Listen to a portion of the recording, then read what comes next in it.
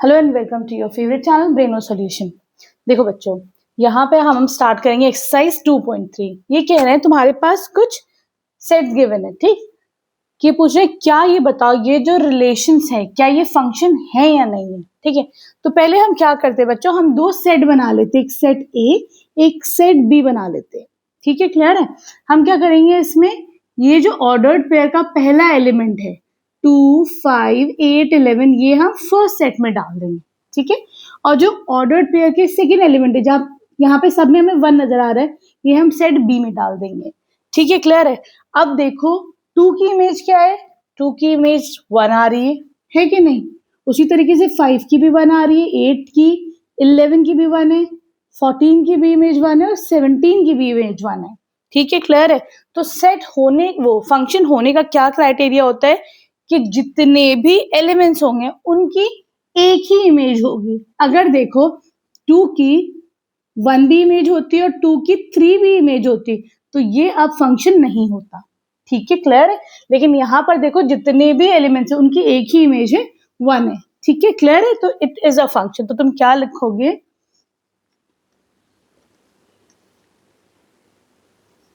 it is a function as every element of set A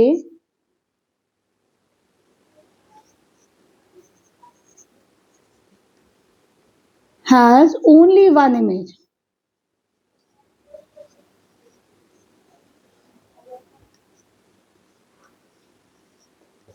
in set B, ठीक है।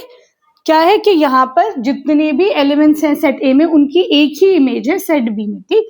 अब अगला question आता है कि ये बताओ इसकी डोमेन और रेंज बताओ अगर ये फंक्शन है तो, ठीक है। तो देखो डोमेन क्या हो जाएंगे, हमें पता है जो भी सेट ए में होते हैं एलिमेंट्स या ऑर्डर्ड पेयर का जो पहला एलिमेंट होता है वो क्या हो जाता है, डोमेन हो जाता है। तो 2, 5, 8, 11, 14, 17 ये क्या हो जाएंगे, डोमेन हो जाएंगे। और रेंज की बात करते हैं, रेंज क्या हो जाता है, ऑर्डर्ड पेयर का जो सेकंड एलिमेंट हो जाता है दैट इज योर रेंज, या फिर ये बोलो सेट बी का जो एलिमेंट हो जाता है वो तुम्हारी रेंज हो जाता है, ठीक है। अब आ जाओ इसके सेकेंड पार्ट पर। अब देखो बच्चों, क्वेश्चन नंबर 1 का सेकेंड पार्ट है। यहाँ पे तुम्हारे पास क्या गिवन रिलेशन 2, 1, 4, 2, 6, 3। तो मैंने क्या करा, सेट ए और सेट बी बना लिया, बताना है कि फंक्शन है या नहीं। सेट ए में एलिमेंट्स क्या हो जाएंगे, ऑर्डर्ड पेयर का पहला एलिमेंट 2, 4, 6, 2, 4, 6, 8, 10, 12, 14। सेट बी में क्या हो जाएंगे 1, 2, 3, 4, 5, 6, 7 सेट बी में कर दी, ठीक है। अब हम क्या करेंगे, देखो 2 की इमेज क्या है 1 है, 4 की क्या है 2 है, 6 की 3, 8, 4, 10 की है 5, 12 की है 6, 14 की है 7, ठीक है। तो जब भी किसी फंक्शन के लिए क्या क्राइटेरिया होता है कि सेट ए के जितने एलिमेंट्स हैं उनकी एक ही इमेज होनी चाहिए सेट बी में। तो देखो यहाँ पर एक ही इमेज है तो ये फंक्शन है या नहीं, तो obviously it is a function. तो हमने ये भी लिख दिया कि yes it is a function is every element of set A has only one image in set B, ठीक है। क्लियर है। अब अगला क्या है, तुमको डोमेन और रेंज बताना है, ठीक है। तो देखो डोमेन क्या हो जाती है, सेट ए के एलिमेंट्स डोमेन हो जाते हैं, तो ये हो जाएगा 2, 4, 6, 8, 10, 12, 14, ठीक। रेंज क्या हो जाएगी, रेंज हो जाएगी सेट बी के एलिमेंट्स, ठीक है। वो कितने हो जाएंगे 1, 2, 3, 4, 5, 6, 7, ठीक है। क्लियर है। अब आ जाओ इसके थर्ड पार्ट पर। अब देखो बच्चों थर्ड पार्ट में ये कह रहे हैं तुम्हारे पास ये ऑर्डर पेयर गिवन है 1, 3, 1, 5, 2, 5। तो मैंने क्या करा, सेट ए में 1, यहाँ पे 1 रिपीट हो रहा है 1 ही लिख लो और 2 लिख दिया। सेट बी में 3 और 5 रिपीट हो रहा है 3 और 5 लिख दिया। अब देखो कि 1 की इमेज क्या है 3 है, ठीक। फिर 1 की इमेज क्या है, इसी 1 की इमेज जो है फिर से 5 है, 2 की इमेज क्या है वो भी 5 है। तो हमने क्या देखा कि एक ही एलिमेंट जो 1 है उसकी 2 इमेजेस है। हमें पता है कि सेट ए के जितने एलिमेंट्स होने चाहिए उनकी खाली एक इमेज होनी चाहिए फंक्शन होने के लिए। यहाँ पे 2 है तो that means it is not a function, ठीक है। तो आप रीजन क्या लिख देंगे, आप लिख देंगे it is not a function as one has 2 images, या फिर लिख सकते हो एज एलिमेंट 1, ठीक है, एज एलिमेंट 1 हैज 2 इमेजेस, ठीक है, एलिमेंट 1 जो है उसकी 2 इमेजेस है, इसीलिए ये फंक्शन नहीं है। तो इसके डोमेन और रेंज की बात करी जाए तो ना तो इसका डोमेन होगा और ना ही इसकी रेंज होगी, ठीक है। अब आ जाओ तुम इसके क्वेश्चन नंबर 2 पर। अब देखो बच्चों, क्वेश्चन नंबर 2 में ये कह रहे हैं कि तुम्हारे पास एक फंक्शन गिवन है f of x is equal to minus of mod x, ठीक है। मॉड का मतलब क्या होता है? इसका मतलब होता है बच्चों, अगर मैं 3 का मॉड लेती हूँ तो आंसर कितना आएगा? 3 आएगा। वहीं अगर हम -3 का मॉड लेते हैं तो कितना आएगा आंसर? ये भी 3 आएगा। तो क्या तुम इसके अंदर कुछ भी नंबर डालोगे, निकल के आंसर क्या आएगा? सिर्फ पॉजिटिव नंबर्स ही आएंगे, ठीक है, क्लियर है। तो देखो अब यहाँ पर क्या है बच्चों, ये कह रहे हैं f x is equal to minus of mod x, मतलब अगर तुमने इसके अंदर डोमेन में क्या है, तुम कुछ भी नंबर डाल सकते हो। क्या? तुम पॉजिटिव भी डाल सकते हो, हम 0 भी डाल सकते हैं, ठीक है। क्या होगा ये? माइनस ऑफ मॉड 0, ठीक है। मॉड से बाहर 0 आएगा तो ऑब्वियसली ये तो 0 ही रहेगा, ठीक है। अगर हमने 3 का मॉड डाला तो ये क्या बन जाएगा? 3 का मॉड 3 होता है, माइनस लगा दो तो -3। वहीं अगर तुमने डाला माइनस ऑफ माइनस मॉड 3, ठीक है, तो अब देखो मॉड के बाहर ये -3 आएगा तो ये 3 बन जाएगा, लेकिन ये वाला माइनस तो लगेगा यहाँ पर। हमने क्या देखा कि हम 0, पॉजिटिव और नेगेटिव नंबर्स कुछ भी डाल सकते हैं, ठीक है। इसका मतलब हम इसके डोमेन में रियल नंबर्स हैं, ठीक है, सही। लेकिन अब रेंज देखते हैं, रेंज में क्या है बच्चों, हमें सिर्फ बार बार नेगेटिव नंबर्स ही मिल रहे हैं, 0 से लेकर नेगेटिव ही मिल रहे हैं, चाहे पॉजिटिव डालो चाहे नेगेटिव डालो, ठीक है। तो हम इसकी रेंज क्या बोल देंगे कि यहाँ पे जो इसकी रेंज आ जाएगी वो क्या हो जाएगी? रेंज हो जाएगी इसकी -∞ से लेकर 0 तक, लेकिन 0 इंक्लूडेड है, तो ये तुम स्क्वायर ब्रैकेट बनाओगे, ठीक है, क्लियर है। इसका ग्राफ कैसा बनेगा? अगर तुम मॉड एक्स का ग्राफ बनाते हो तो कैसा बनता है? ऐसा बनता है मॉड एक्स का ग्राफ। तुम पॉजिटिव डालोगे तो भी पॉजिटिव मिलेगा, नेगेटिव डालोगे तो भी पॉजिटिव वैल्यूज मिलेगी। लेकिन अगर हम इसका ग्राफ डालते हैं माइनस मॉड एक्स का ग्राफ, तो इसमें क्या होता है, तुम अगर पॉजिटिव डालोगे तो भी नेगेटिव मिलेगी, नेगेटिव डालोगे तो भी नेगेटिव वैल्यूज मिलेगी, ठीक है, क्लियर है। अब आ जाओ तुम इसके सेकेंड पार्ट पर। अब देखो बच्चों, इसके सेकेंड पार्ट में है फंक्शन क्या है तुम्हारे पास? Under root 9 minus x square, ठीक है। ये जो भी वैल्यू होगी वो क्या होगी बच्चों? इक्वल टू और ग्रेटर देन 0 होगी, है ना, क्योंकि अंडर रूट के अंदर है, ठीक है। मैं इसका क्या करती हूँ, दोनों तरफ स्क्वायर कर देते तो 9 minus x square is greater than equal to 0, ठीक है। इसको हम क्या लिख सकते हैं? 9 को हम लिख सकते हैं 3 का स्क्वायर, ठीक है। अब ये देखो बच्चों, हमारे पास ना एक क्या है, ए स्क्वायर माइनस बी स्क्वायर क्या होती है? ए प्लस बी आइडेंटिटी और ए माइनस बी, ठीक है। This is greater than equal to 0, ठीक। अब मैं क्या करती हूँ, 3 plus x greater than equal to 0 ले लेती हूँ, यहाँ पर 3 minus x greater than equal to 0 ले लेते हैं हम, ठीक है, क्लियर है। अब दोनों को इसको सॉल्व कर लेते हैं, सही। क्या करोगे? हम क्या करेंगे, यहाँ पर देखो कि जब यहाँ पे तुम्हारे पास इक्वल टू का साइन नहीं है, ग्रेटर देन इक्वल टू का साइन है, हम क्या करेंगे, दोनों तरफ 3 को सबट्रैक्ट कर लेंगे, ठीक है, सही। क्या होगा, यहां से यहां गया तो x is greater than equal to -3, ठीक है, सही है।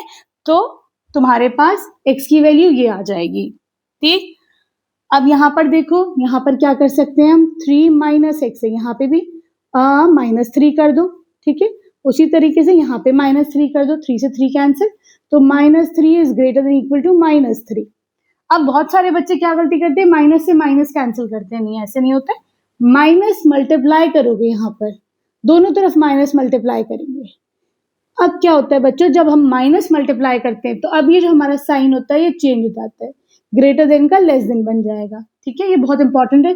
तो x is less than equal to 3 हो जाएगा, ठीक है, क्लियर है। अब अगर हम डोमेन की बात करते हैं तो देखो, अब डोमेन क्या हो जाएगी तुम्हारी, डोमेन हो जाएगी आपकी यहाँ पर -3, ठीक, -3 इंक्लूडेड है इसलिए स्क्वायर ब्रैकेट लगाया, से +3 तक, +3 भी इंक्लूडेड है, तो ये तुम्हारी डोमेन हो जाएगी, ठीक है, क्लियर है। अब हम इसकी रेंज भी देख लेते हैं। तो देखो, तुम यहाँ पर ऐसे भी लिख सकते हो, x is such that x is greater than equal to 3 and less than equal to 3, ठीक।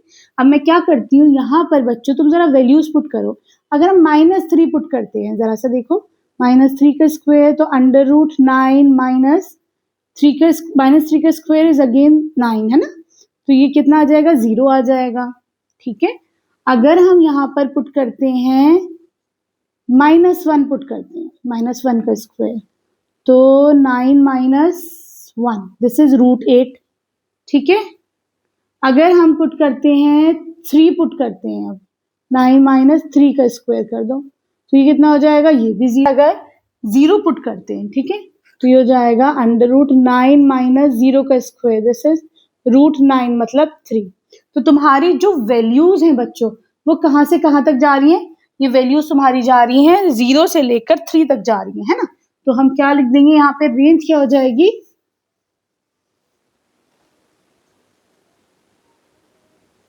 रेंज इज इक्वल टू 0 भी इंक्लूडेड है इसलिए स्क्वायर ब्रैकेट, और 3 भी इंक्लूडेड है। ठीक है, तो यहाँ पे रेंज क्या हो जाएगी, 0 से लेके 3 हो जाएगी। आई होप ये अच्छे समझ में आ गया होगा। अब आ जाओ क्वेश्चन नंबर 3 पर। अब देखो बच्चों, क्वेश्चन नंबर 3 में ये कह रहे हैं तुम्हारे पास एक फंक्शन है f of x is equal to 2x minus 5। बहुत आसान है, f of 0 निकालना है, x की जगह 0 रख दो तो 2 into 0 minus 5, 0 minus 5 is -5। ठीक है, ये तो बहुत ही इजी क्वेश्चन है। अब तुम्हें निकालना है f of 7। क्या करोगे, x की जगह 7 रख दो, -5, 2 7 14 -5 दिस इज इक्वल टू 9। ठीक, अब तुम्हें तीसरा निकालना है यहाँ पर f of -3। इजी सिंपल, क्या करोगे, x की जगह -3 रख दो खाली, ये हो जाएगा -6 + 5 this is equal to -1। Question 3 बहुत इजी था। अब आ जाओ क्वेश्चन 4 पर। देखो बच्चों, क्वेश्चन नंबर 4 भी बहुत ही सिंपल है। ये कह रहे हैं तुम्हारे पास एक फंक्शन है विच measures the temperature in Celsius. ठीक है, तो तुम्हारे पास क्या है, टेम्परेचर इन सेल्सियस कितना है, 9c/5 + 32। ठीक है, तो यहाँ पर हम क्या करेंगे, फंक्शन की वैल्यू निकालनी है एट t0। ठीक है, तो क्या करोगे यहाँ पर तुम, हम ये जो सेल्सियस का टेम्परेचर है इसको तुम 0 कर दो। ठीक है, अपॉन 5, ठीक है, प्लस 32। सही, ये कितना हो जाएगा, 0 इंटू एनीथिंग, ये 0 हो जाएगा, प्लस 32 ये हो जाएगा 32। ठीक है, अब तुम्हें नेक्स्ट क्या निकालना है, तुम्हें टेम्परेचर निकालना है एट 28 सेल्सियस। ठीक है, तो क्या करोगे यहाँ पर, तुम C की जगह 28 रख दो टेम्परेचर। ठीक है, अपॉन 5 प्लस 32। ठीक, क्या करेंगे, इसको जरा सा लो, 8 9s are 72, 2 9s are 18, 19 20 21 22 23 24 25, 25 upon 2 plus 32। ठीक है, ये हो जाएगा 2 1s are 2, 2 2s are 4, 2 6s are 12। ठीक, इन दोनों को ऐड कर लो, ये हो जाएगा 8 5 1 158। अब देखो क्या करोगे, यहाँ से एलसीएम ले लो, तो ये हो जाएगा 252 प्लस ये 160 अपॉन 5, ये हो जाएगा 412 अपॉन 5। ये तुम्हारा टेम्परेचर है व्हेन, ये तुम्हारा आंसर आ जाएगा। ठीक है, अब आ जाओ तुम इसके थर्ड पार्ट पर। अब तुम्हें यहाँ पर फंक्शन की वैल्यू निकालनी है व्हेन t इज -10। ठीक है, तो तुम क्या करोगे, ये इस टेम्परेचर की जगह -10 लिख दो, अपॉन 5 प्लस 32। ठीक है, ये हो जाएगा -90, ऐसे कर लो, 5 2s are 10, इजी हो जाएगा, 2 9s are 18 प्लस 32। ठीक है, तो ये आपका आ जाएगा यहाँ पर आंसर 14। ठीक है, अब आ जाओ तुम इसके फोर्थ पार्ट पर। अब देखो फोर्थ पार्ट में थोड़ा सा उल्टा है, ये कह रहे हैं यहाँ पे तुम्हें TC की वैल्यू गिवन है 212, तुम्हें इधर C की वैल्यू फाइंड आउट करनी है। तो क्या करेंगे हम, 212 is equal to 9C upon 5 plus 32। ठीक है, क्या होगा, 212 ये इधर आ जाएगा, माइनस का 32, this is equal to 9C upon 5, ये हो जाएगा 0, ये गया तुम्हारा 180। ठीक, अब क्या करोगे, 180 से ये वाला 5 ऊपर ले लो, 9 नीचे ले लो ये वाला, this is equal to C, ये हो जाएगा C इज इक्वल टू 100। ठीक है, तो यहाँ पे तुम्हारी सी की वैल्यू भी आ गई। आई होप ये क्वेश्चन अच्छे से समझ में आया होगा। अब आ जाओ तुम इसके 5th क्वेश्चन पर। अब देखो क्वेश्चन नंबर 5 में तुम्हारा फर्स्ट पार्ट कह रहा है तुम्हें इसकी रेंज निकालनी है। तो मैं ये लिख सकती हूँ कि y is equal to 2 minus 3x, ऐसे कर दे।